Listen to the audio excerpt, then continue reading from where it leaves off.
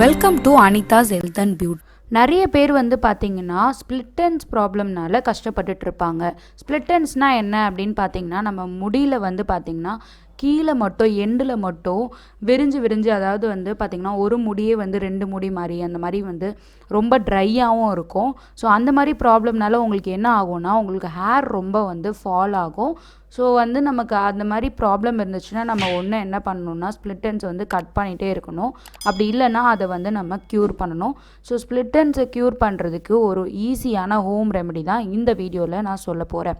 So first உங்களுக்கு அது தேவையான பொருள் என்னென்ன அப்படின்னு பார்த்தீங்கன்னா 2 பொருள் தான். ஹனி, அதுக்கப்புறம் ஆலிவ் ஆயில்.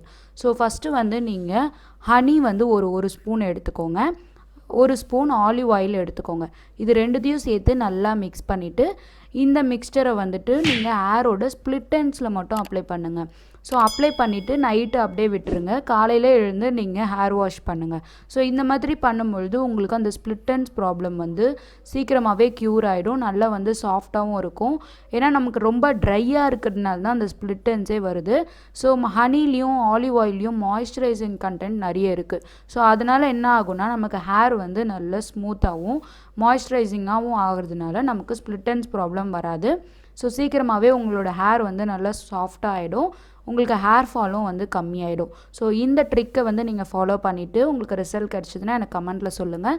வேறு ஏதாவது டிப்ஸ் தேவைப்பட்டாலும் நீங்கள் என்கிட்ட கேட்கலாம். இந்த வீடியோ பிடிச்சிருந்தா லைக் அண்ட் ஷேர் பண்ணிவிட்டு மறக்காமல் சப்ஸ்கிரைப் பட்டனை ப்ரெஸ் பண்ணிவிட்டு பக்கத்தில் இருக்க பெல் பட்டனையும் ப்ரெஸ் பண்ணிடுங்க. நான் என்ன வீடியோ போட்டாலும் உங்களுக்கு உடனே நோட்டிஃபிகேஷன் வரும். தேங்க்யூ.